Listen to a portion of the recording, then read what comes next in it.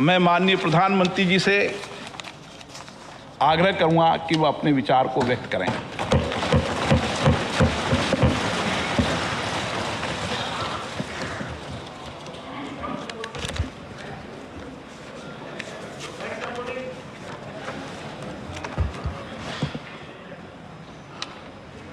माननीय अध्यक्ष जी, देश की 75 वर्षों की संसदीय यात्रा, उसका एक बार पुनः स्मरण करने के लिए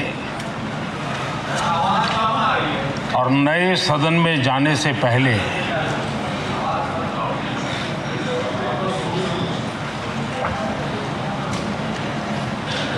उन प्रेरक पलों को, इतिहास की महत्वपूर्ण घड़ी को स्मरण करते हुए आगे बढ़ने का ये अवसर है। हम सब इस ऐतिहासिक भवन से विदा ले रहे हैं। आजादी के पहले ये सदन इंपीरियल लेजिस्लेटिव काउंसिल का स्थान हुआ करता था। आजादी के बाद ये संसद भवन के रूप में उसको पहचान मिली। ये सही है, इस इमारत के निर्माण करने का निर्णय विदेशी शासकों का था, लेकिन ये बात हम न कभी भूल सकते हैं और हम गर्व से कह सकते हैं कि इस भवन के निर्माण में पसीना मेरे देशवासियों का लगा था, परिश्रम मेरे देशवासियों का लगा था और पैसे भी मेरे देश के लोगों के।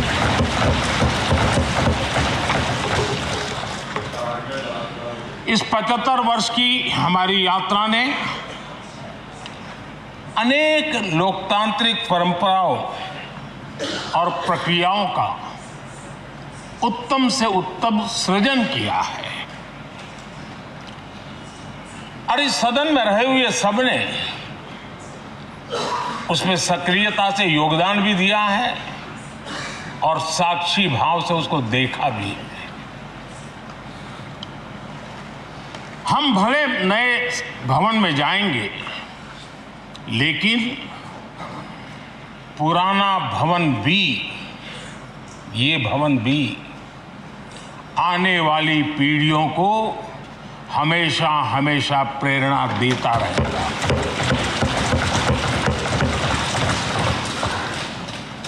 ये भारत के लोकतंत्र की स्वर्णिम यात्रा का एक महत्वपूर्ण अध्याय है, जो सारी दुनिया को भारत की रगों में लोकतंत्र का सामर्थ्य कैसे है, इसका परिचित कराने का काम इस इमारत से होता रहेगा। आदरणीय अध्यक्ष जी, अमृतकाल की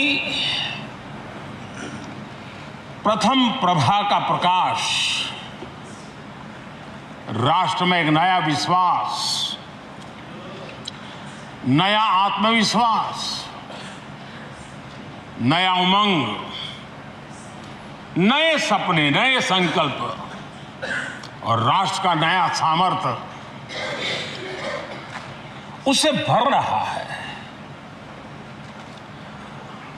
चारों तरफ आज भारतवासियों की उपलब्धि की चर्चा हो रही है और गौरव के साथ हो रही है।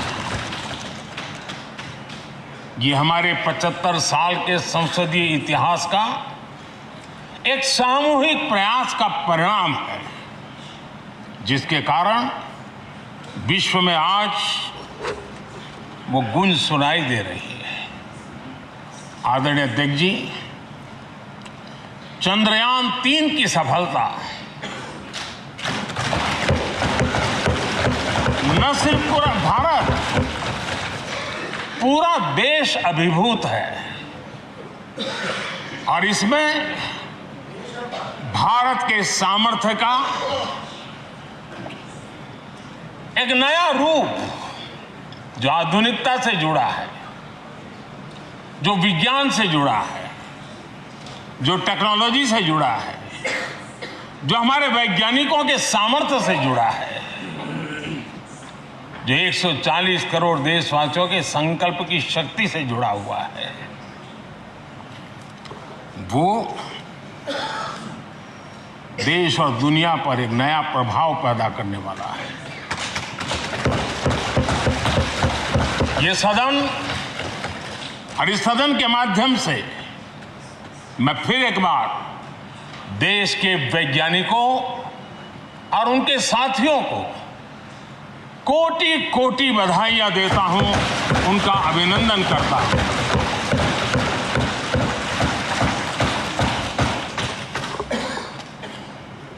आदरणीय अध्यक्ष जी,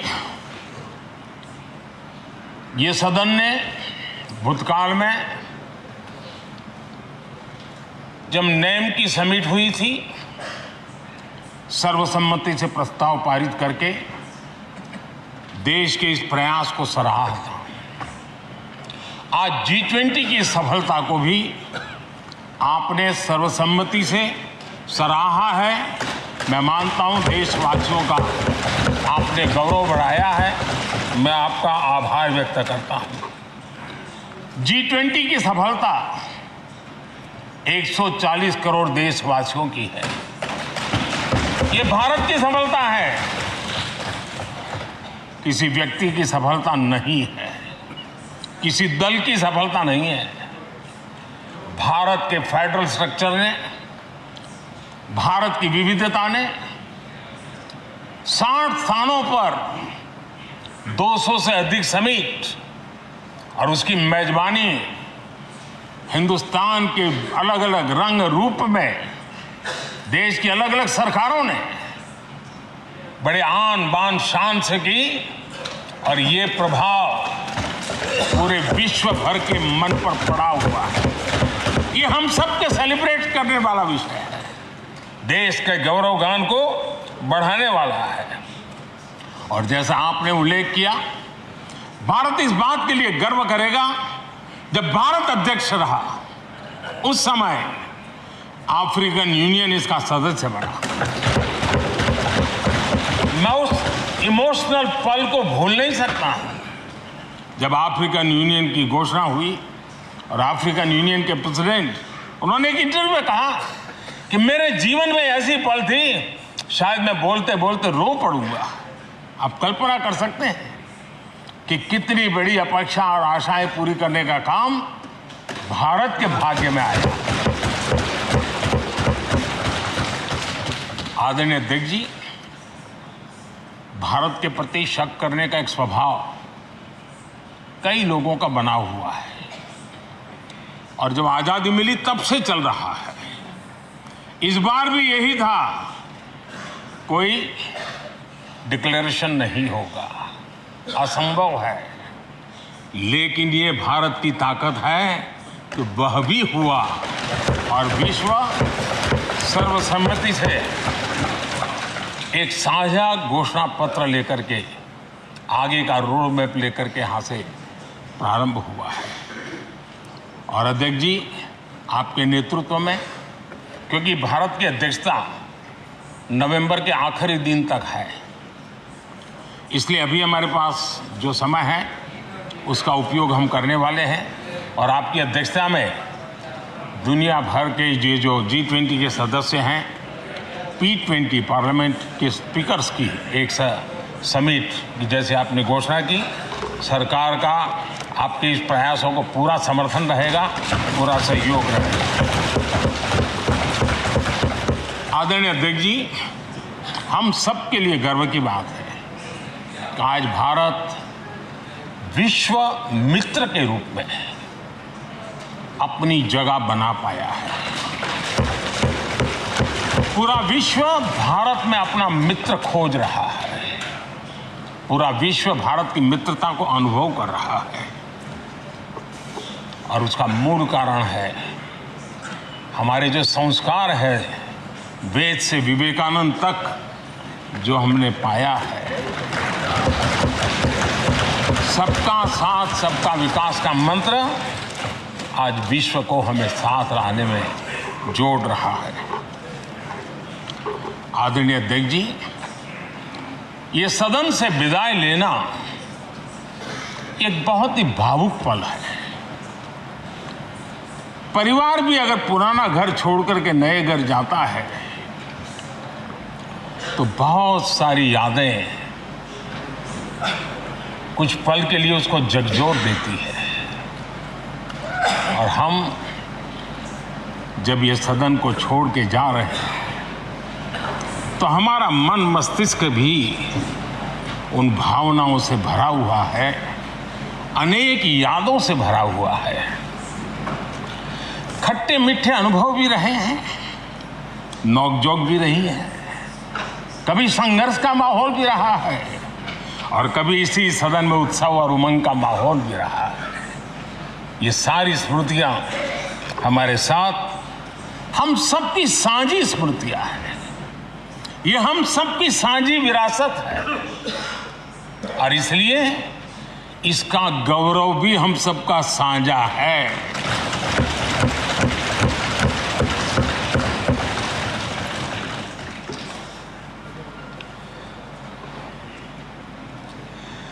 आजाद भारत के नवनिर्माण से जुड़ी हुई अनेक घटनाएं इन 75 वर्ष में यही सदन में आकार लेती हुई हमने देखी है।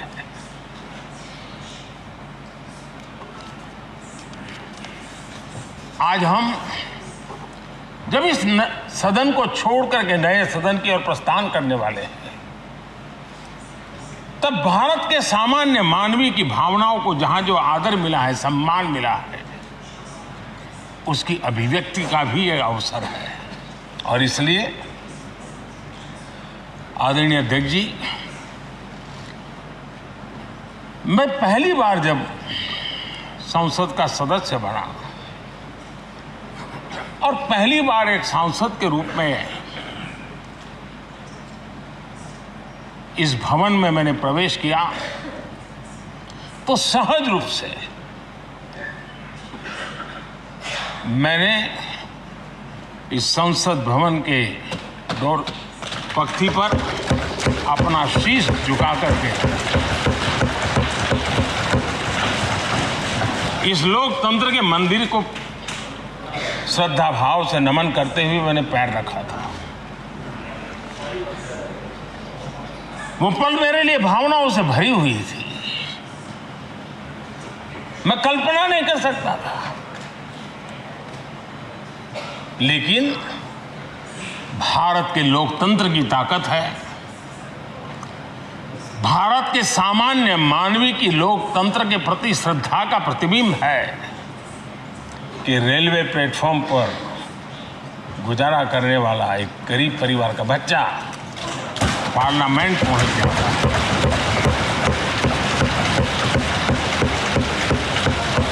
मैंने कभी कल्पना तक नहीं की कि देश मुझे इतना सम्मान देगा, इतना आशीर्वाद देगा, इतना प्यार देगा। सोचा नहीं था अध्यक्ष जी। आदरणीय अध्यक्ष जी, हम में से बहुत लोग हैं जो संसद भवन के अंदर जो चीज़ें लिखी गई उसको पढ़ते भी रहते हैं, कभी कभी उसका उल्लेख भी करते हैं। हमारे यहाँ संसद भवन के प्रवेश द्वार पर एक छांदोग्य उपनिषद का एक वाक्य है, लोक द्वारम करके पूरा वाक्य है। उसका मतलब ये होता है कि जनता के लिए दरवाजे खोलिए और देखिए कि कैसे वो अपने अधिकारों को प्राप्त करती है। हमारे ऋषि मुनियों ने ये लिखा हुआ है, हमारे प्रवेश द्वार पर लिखा हुआ है। हम सब और हमारे पहले जो यहाँ रहे हैं वो भी इस सत्यता के साक्षी है।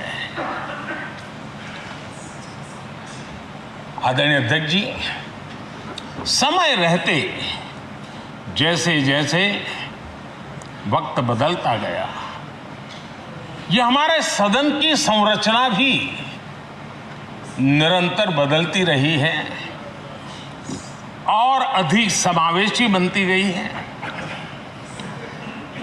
समाज के हर वर्ग का प्रतिनिधि विविधताओं से भरा हुआ इस सदन में नजर आता है। अनेक भाषाएं हैं, अनेक बोलियां हैं, अनेक पहरवेश हैं, अनेक खान पान है। सदन के अंदर सब कुछ है और समाज के सभी तबके के लोग, चाहे वो सामाजिक रचना के हो, चाहे आर्थिक रचना के हो, चाहे गांव या शहर के हो, एक प्रकार से पूर्ण रूप से समावेशी वातावरण सदन में पूरी ताकत के साथ जन सामान्य की इच्छा आकांक्षाओं को प्रकट करता रहा है। दलित हो, पीड़ित हो, आदिवासी हो, पिछड़े हो, महिलाएं हो, हर एक का धीरे धीरे धीरे योगदान बढ़ता चला गया है। आदरणीय अध्यक्ष जी, प्रारंभ में महिलाओं की सदस्य संख्या कम थी, लेकिन धीरे धीरे माताओं बहनों ने भी इस सदन की गरिमा को बढ़ाया है।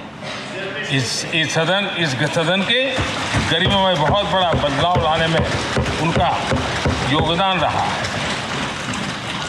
आदरणीय अध्यक्ष जी, प्रारंभ से अब तक एक मोटा हिसाब लगाता था, करीब 7,500 से अधिक जनप्रतिनिधि दोनों सदनों में मिलाकर के योगदान दे चुके हैं। इतने सालों में 7,500 से करीब ज्यादा।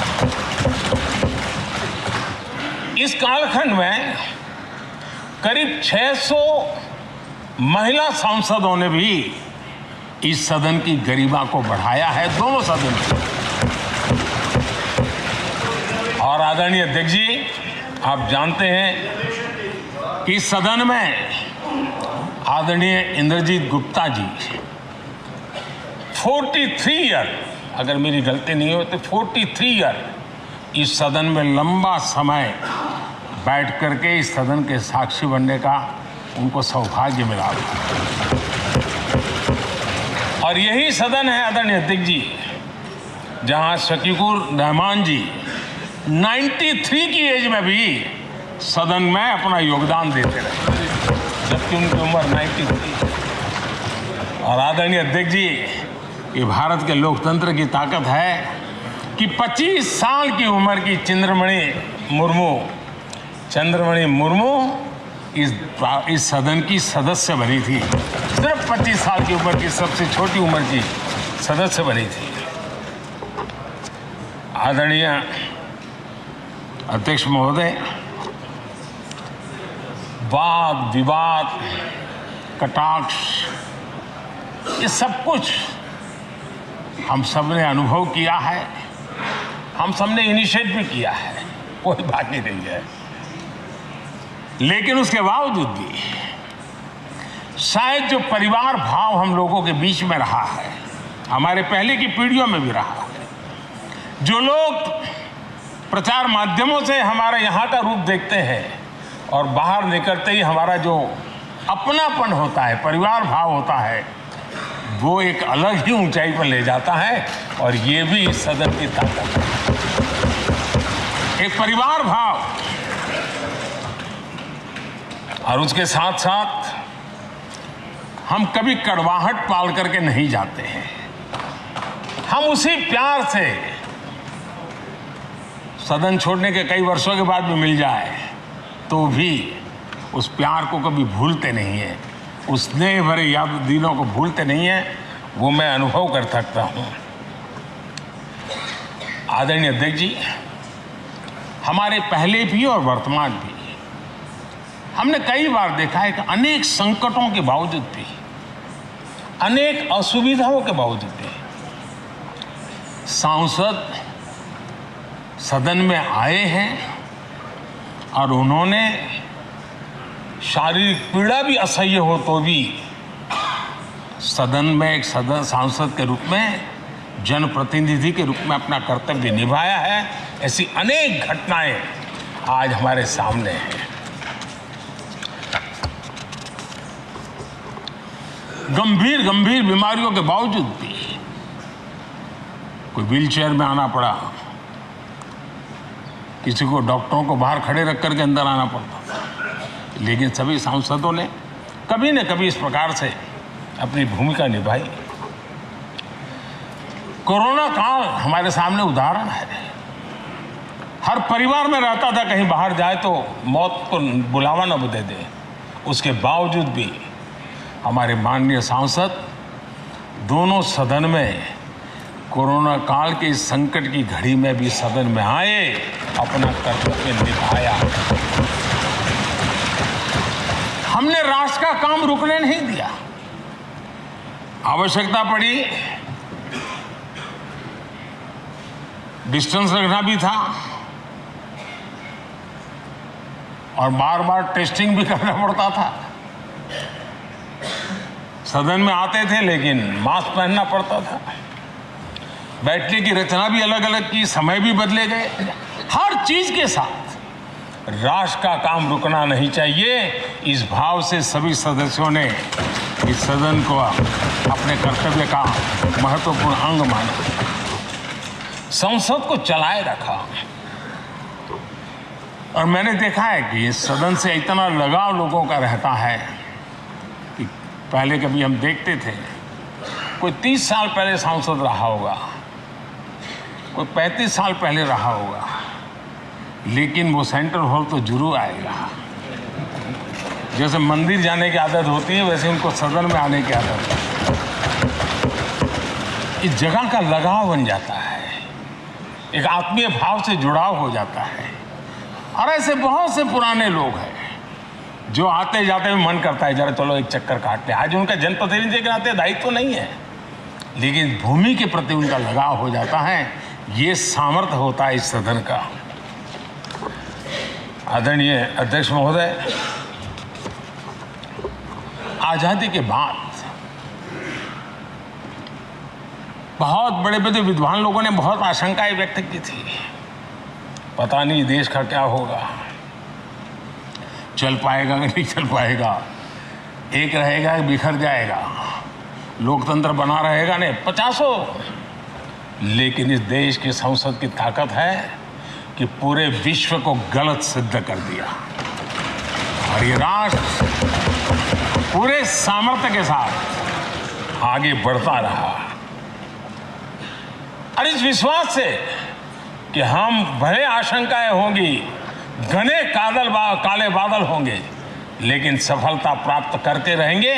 और ये हम सब लोगों ने, हमारी पुरानी पीढ़ियों ने मिलकर के इस काम को करके दिखाया है। इसका गौरवगान करने का ये अवसर है। आदरणीय अध्यक्ष जी, इसी भवन में 2 साल 11 महीने तक संविधान सभा की बैठकें हुई और उसने देश के लिए एक मार्गदर्शक जो आज भी हमें चलाता है, हमारे संविधान दिया। और 26 नवंबर 1949 को जो संविधान हमें मिला वो 26 जनवरी 1950 को लागू हुआ। इन 75 वर्षों में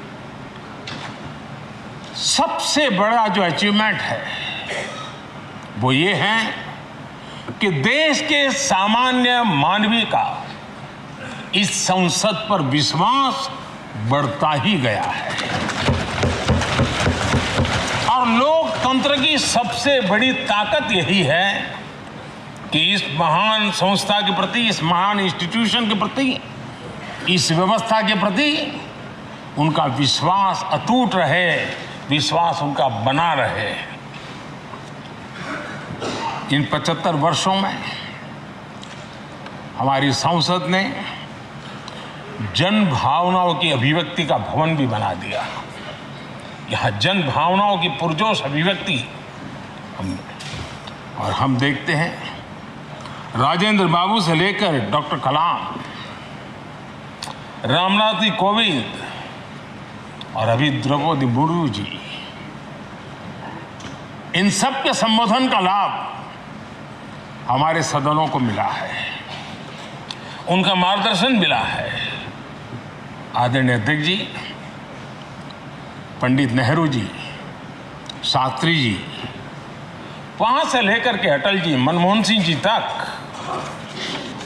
एक बहुत बड़ी श्रृंखला जिसने इस सदन का नेतृत्व किया है और सदन के माध्यम से देश को दिशा दी है, देश को नए रंग रूप में ढालने के लिए उन्होंने परिश्रम किया है, पुरुषार्थ किया है।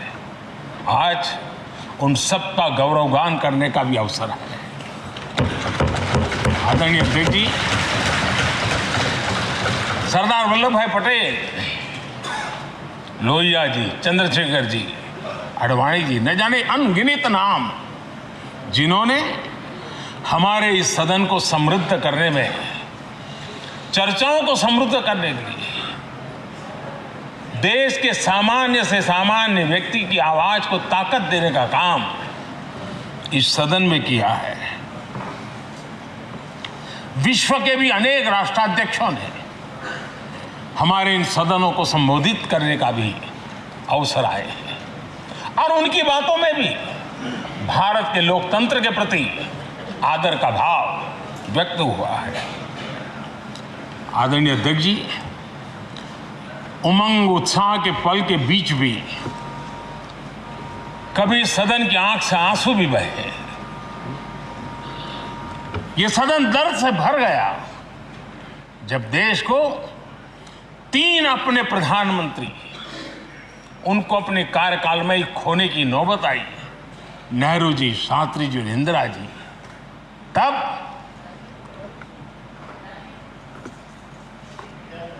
ये सदन अश्रुभीनी आंखों से उन्हें विदाई दे रहा था।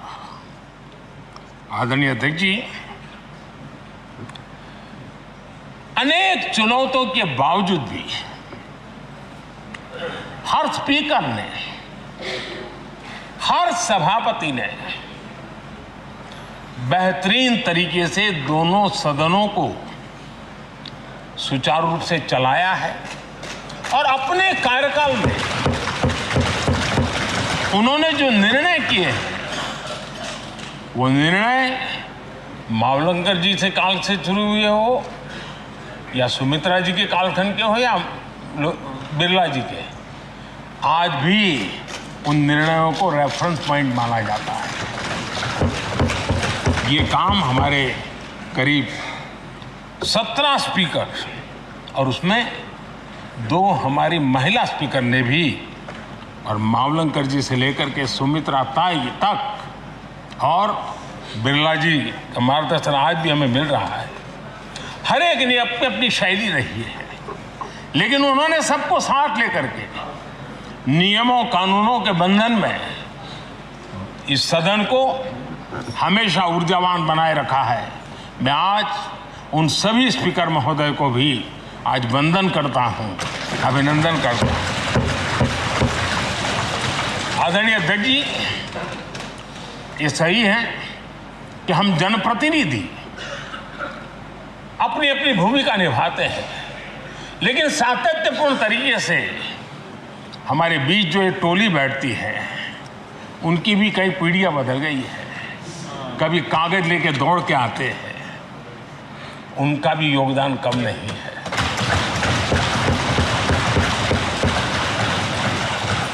हमें कागज पत्र पहुंचाने के लिए दौड़ते हैं, सदन में कोई गलती ना हो जाए, उसके निर्णय में कोई गलत ना हो जाए, उसके लिए वो चौकन्ने रहते हैं।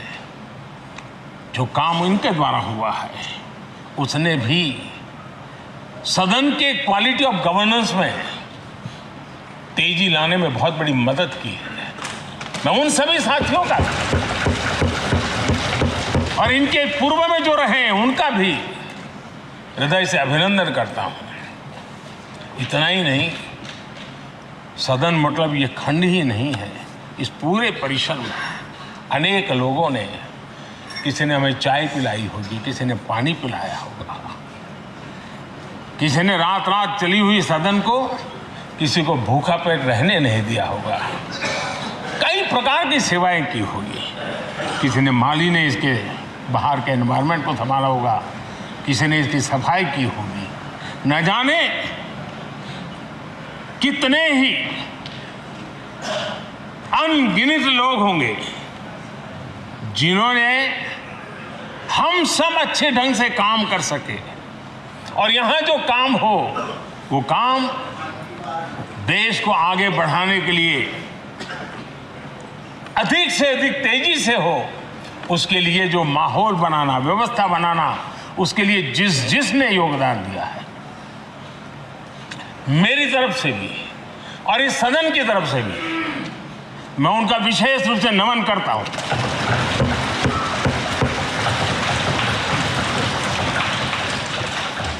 आदरणीय अध्यक्ष जी, लोकतंत्र का ये सदन, आतंकी हमला हुआ, पूरे विश्व में यह आतंकी हमला एक इमारत पर नहीं था, ये मदर ऑफ डेमोक्रेसी एक प्रकार से हमारी जीवात्मा पर यह हमला था। ये देश उस घटना को कभी भूल नहीं सकता है,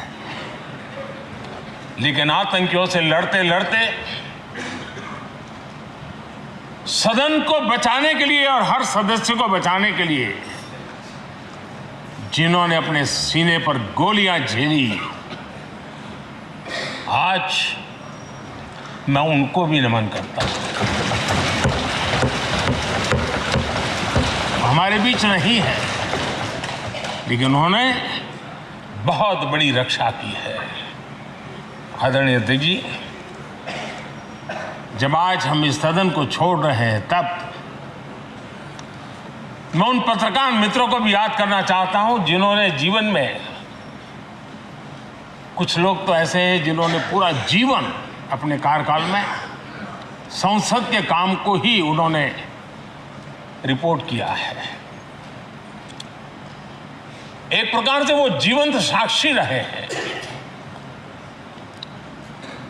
उन्होंने यहाँ की पल पल की जानकारी देश तक पहुंचाई, और तब तो ये सारा टेक्नोलॉजी अवेलेबल नहीं थी, तब वही लोग थे जो यहाँ की बात पहुंचाते थे, और उनका सामर्थ्य था वो अंदर की भी पहुंचाते थे और अंदर की भी पहुंचाते थे।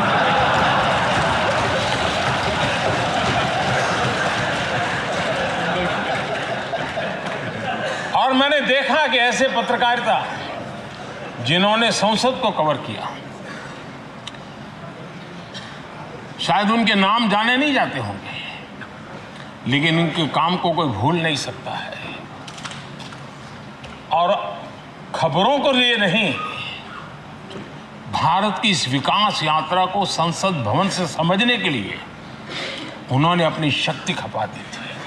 आज भी पुराने जो पत्रकार मित्र मिल जाते हैं और जिन्होंने कभी संसद को कवर किया हो, तो ऐसी अननोन चीजें बताते हैं जो उन्होंने अपनी आंखों से देखी होती, कान से सुनी होती है, जो अचरज करने वाली होती है। यानी एक प्रकार से जैसी ताकत यहाँ की दीवारों की रही है, वैसा ही दर्पण उनकी कलम में रहा है, और उस कलम ने देश के अंदर संसद के प्रति, संसद सदस्यों के प्रति एक अहोभाव का भाव जगाया है। मैं आज, कई पत्रकार बंधु होंगे जो रहे नहीं होंगे,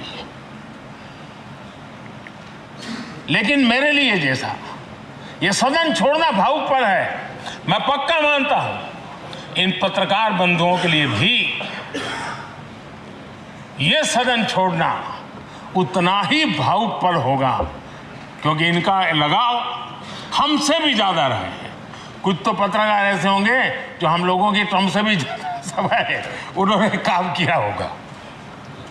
आज उनके उस महत्वपूर्ण लोकतंत्र की ताकत बनने के लिए योगदान देने के लिए भी याद करने का अवसर है। आदरणीय अध्यक्ष जी,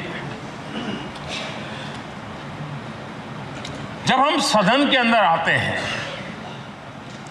हमारे यहाँ नाद ब्रह्म की कल्पना है। हमारे शास्त्रों में माना गया है किसी एक स्थान पर अनेक बार एक ही लय में उच्चारण होता है तो वो तपोस्थली बन जाता है, उसके एक पॉजिटिव वाइब होते हैं। नाद की एक ताकत होती है जो स्थान को सिद्धि स्थान में परिवर्तित कर देती है। मैं मानता हूं ये सदन भी उस 7-7.5 हजार जनप्रतिनिधियों के द्वारा बार बार जो शब्द गूंजे हैं, जो वाणी यहां गूंजी है, उसने इस सदन में हम बैठकर आगे चर्चा करें या ना करें, लेकिन इसकी गूंज इसे तीर्थ क्षेत्र बना देती है।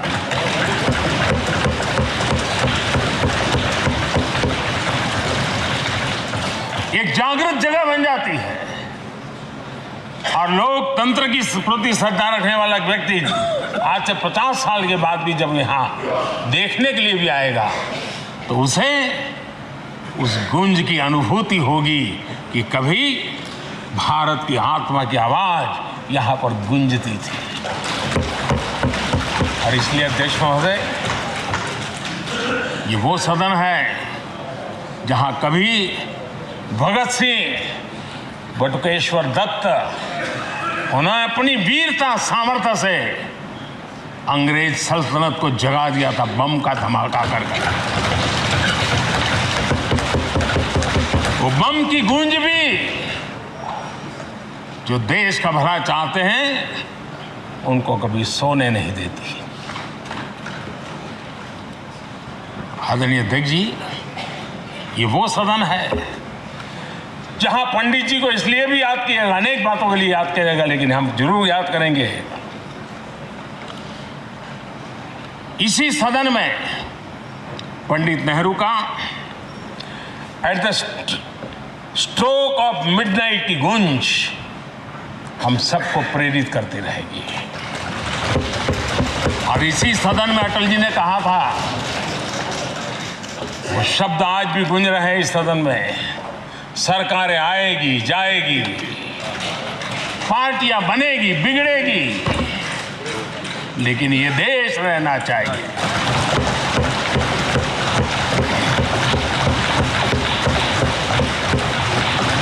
आदरणीय अध्यक्ष जी, पंडित नेहरू की जो प्रारंभिक मंत्री परिषद थी, बाबा साहब आम्बेडकर जी एक मंत्री के रूप में दुनिया की बेस्ट प्रैक्टिसेस भारत में लाने पर बहुत जोर दिया करते थे। फैक्ट्री कानून में अंतर्राष्ट्रीय सुझावों को शामिल करने पर बाबा साहब सर्वाधिक आग्रही रहे थे और उसका परिणाम आज देश को लाभ मिल रहा है। बाबा साहब आम्बेडकर ने देश को नेहरू जी की सरकार में वाटर पॉलिसी दी थी और उस वाटर पॉलिसी बनाने में बाबा साहब आम्बेडकर की बहुत बड़ी भूमिका रही थी। आदरणीय अध्यक्ष जी, हम ये जानते हैं कि भारत में बाबा साहब आम्बेडकर एक बात हमेशा कहते थे कि भारत में सामाजिक न्याय के लिए भारत का औद्योगिकरण होना बहुत जरूरी है, क्योंकि देश के दलित पिछड़ों के पास जमीन ही नहीं है, वो क्या करेगा? औद्योगिकरण होना चाहिए। और बाबा साहब इस बात को मान करके डॉक्टर श्यामा प्रसाद मुखर्जी, जो पंडित नेहरू के मंत्री थे, उन्होंने इस देश में और पहले वाणिज्य मंत्री के रूप में और उद्योग मंत्री के रूप में उन्होंने इंडस्ट्री पॉलिसी इस देश में लाई थी। आज भी कितनी ही इंडस्ट्री पॉलिसी बने, लेकिन उसकी आत्मा वही होती है जो पहली सरकार के थी, और उनका भी बहुत बड़ा अहम योगदान रहा था।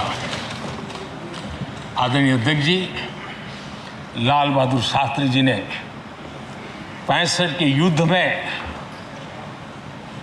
हमारे देश के जवानों में का हौसला बुलंद करना उनके सामर्थ्य के लिए को पूरी तरह राष्ट्र हित में झोंक देने की प्रेरणा इसी सदन में से दी थी लाल बहादुर शास्त्री को।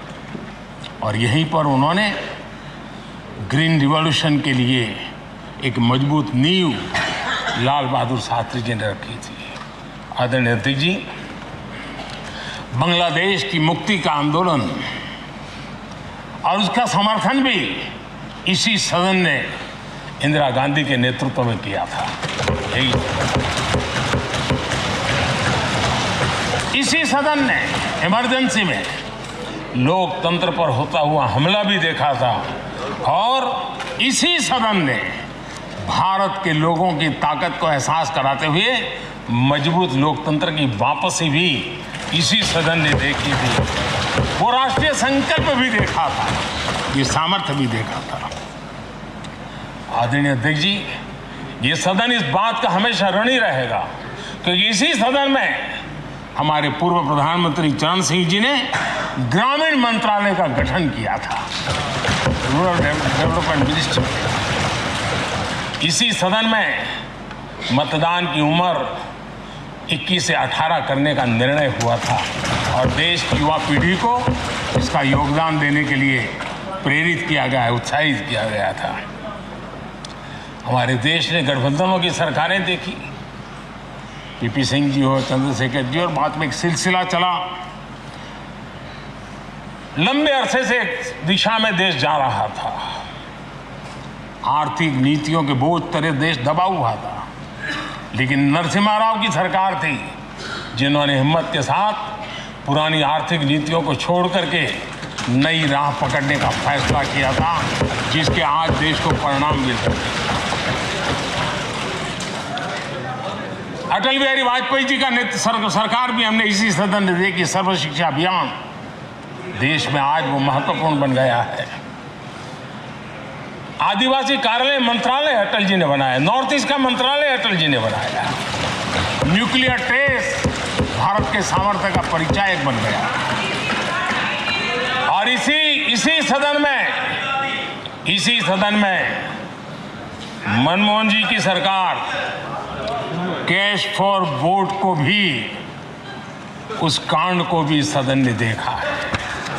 आदरणीय अध्यक्ष जी, सबका साथ सबका विकास का मंत्र, अनेक ऐतिहासिक निर्णय, दशकों से लंबित विषय, उनका स्थायी समाधान भी इसी सदन में हुआ।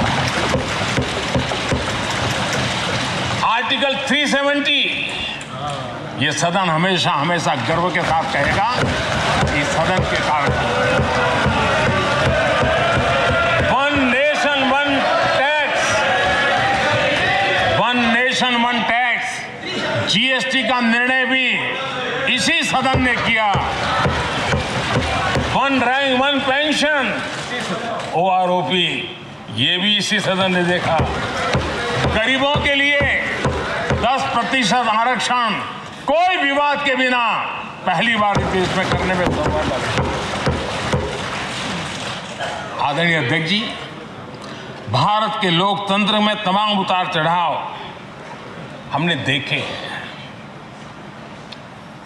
और ये सदन लोकतंत्र की ताकत है, लोकतंत्र की ताकत की साक्षी है, जन विश्वास का एक केंद्र बिंदु रहा है।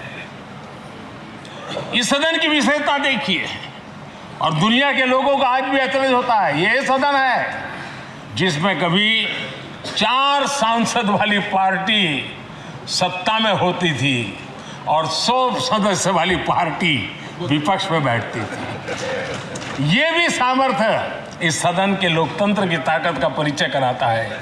और यही सदन है जिसमें एक वोट से अटल जी की सरकार गई थी और लोकतंत्र की गरिमा को बढ़ाया था। ये भी इसी सदन में हुआ। आज अनेक छोटी छोटी रीजनल पार्टियों का प्रतिनिधित्व हमारे देश की विविधता को, हमारे देश के एस्पिरेशंस का एक प्रकार से वो आकर्षक केंद्र बिंदु बना है। आदरणीय अध्यक्ष जी, इस देश में 2 प्रधानमंत्री ऐसे रहे, मोरारजी भाई वीपी सिंह एक प्रकार से कांग्रेस में जीवन खपाया था, लेकिन एंटी कांग्रेस गवर्नमेंट का नेतृत्व कर रहे थे। ये भी इसकी विशेषता थी। और हमारे नरसिम्हा राव जी, वो तो बिस्तरा गोल करके घर जाने की तैयारी कर रहे थे, निवृत्ति की घोषणा कर चुके थे, लेकिन यही लोकतंत्र की ताकत देखिए, सदन की ताकत देखिए, वो प्रधानमंत्री के रूप में 5 साल हमारी सेवा कर रहे।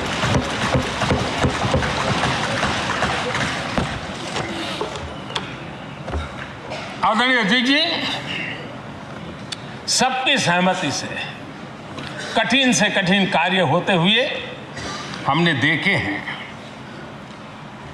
2000 की साल थी, अटल जी की सरकार थी। इसी सदन ने 3 राज्यों का गठन सर्व स्वीकृति से किया और बड़े उमंग उत्साह से किया। जब छत्तीसगढ़ की रचना हुई तो उत्सव छत्तीसगढ़ ने भी मनाया, उत्सव मध्य प्रदेश ने भी मनाया। जब उत्तराखंड की रचना हुई तो उत्सव उत्तराखंड ने भी मनाया, उत्सव उत्तर प्रदेश ने भी मनाया। जब झारखंड की रचना हुई तो उत्सव झारखंड ने भी मनाया, उत्सव बिहार ने भी बताया। ये हमारे सदन का सामर्थ्य, सब सहमति का वातावरण बना करके। लेकिन कुछ कड़वी यादें वो भी हैं कि तेलंगाना के हक को दबोचने के लिए भारी प्रयास हुए, खून की नदियां भी बही, और बनने के बाद न तेलंगाना उत्सव मना पाया, न आंध्र उत्सव मना पाया। एक कटुता के बीज बो दिए गए। अच्छा होता उसी उमंग और उत्साह के साथ हम तेलंगाना का निर्माण करते तो एक नई ऊंचाई पर आज तेलंगाना पहुंच चुका होता। आदरणीय अध्यक्ष जी, संविधान सभा ने, आदरणीय अध्यक्ष जी, इस सदन की परंपरा रही है। संविधान सभा ने उस समय अपना दैनिक भत्ता 45 रुपये से कम करके 40 कर दिया था। उनको लगा हमें इसको कम करना चाहिए। आदरणीय अध्यक्ष जी, यही सदन है कैंटीन में मिलने वाली सब्सिडी, जो बहुत कम पैसे में खाना मिलता था, इसी सदस्यों ने उस सब्सिडी को भी खत्म कर दिया और पूरा पैसा देकर के अब कैंटीन में खाते। आदरणीय अध्यक्ष जी, कोरोना काल में जब जरूरत पड़ी तो यही सांसद जिन्होंने एमपी लेड फंड को छोड़ दिया और देश को इस संकट की घड़ी में मदद करने के लिए आगे आए। इतना ही नहीं, कोरोना काल में इसी सदन के सांसदों ने अपने तनख्वाह में 30% कटौती की और उन्होंने देश के सामने आए हुए संकट में अपनी बहुत बड़ी जिम्मेवारी निभाई। आदरणीय अध्यक्ष जी, हम गर्व से कह सकते हैं, ये सदन में बैठे हुए लोग भी कह सकते हैं, हमारे पूर्वज जो सदन में बैठे थे वो भी कह सकते हैं कि हम ही लोग हैं जिन्होंने हम पर डिसिप्लिन लाने के लिए हमारे यहाँ जनप्रतिनिधित्व कानून में समय समय पर कठोरता बरती। नियम हमने ही लादे, हमने ही तय किया कि नहीं, जनप्रतिनिधि के जीवन में ये नहीं हो सकता। मैं मानता हूं ये जीवंत लोकतंत्र का बहुत बड़ा उदाहरण है और ये सदन ने दिया है, यही माननीय सांसदों ने दिया है और हमारी पुरानी पीढ़ी के सांसदों ने दिया है। और मैं मानता हूं कि कभी कभी उन चीज़ों को भी याद करना चाहिए। आदरणीय अध्यक्ष जी, हम जो वर्तमान सांसद हैं उनके लिए तो ये विशेष सौभाग्य का अवसर है। सौभाग्य का अवसर इसलिए है कि हमें इतिहास और भविष्य दोनों की कड़ी बनने का अवसर मिल रहा है।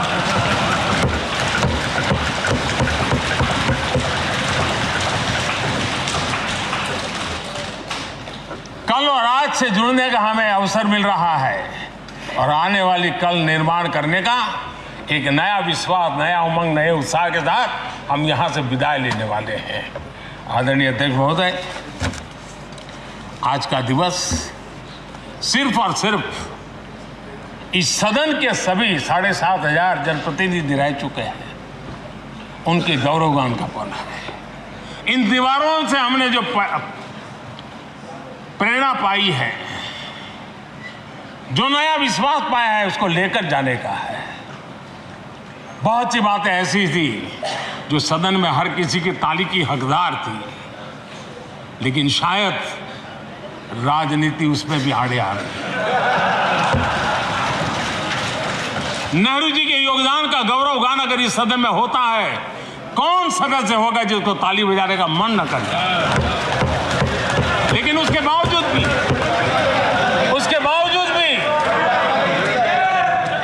बावजूद भी देश के लोकतंत्र के लिए बहुत जरूरी है हम सब ने अपने यहाँ सोच लें। आदरणीय अध्यक्ष जी,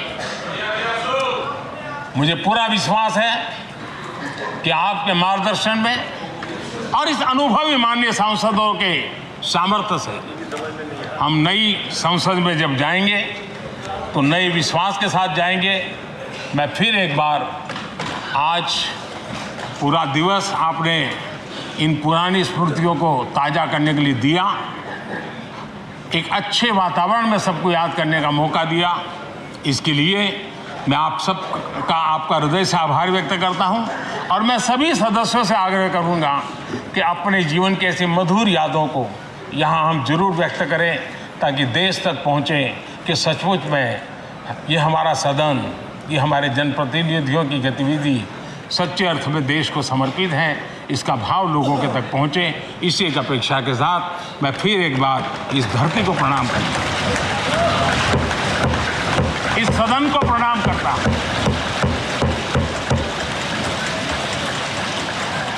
भारत के मंदिरों से बनी हुई हर एक दीवार के हर एक ईंटे को प्रणाम करता हूँ और पिछले 75 साल में भारत के लोकतंत्र को नया सामर्थ्य शक्ति देने वाले हर गुंज को, उस नाद ब्रह्म को नमन करते हुए मेरी वाणी को विराम कर देता हूं। बहुत बहुत धन्यवाद।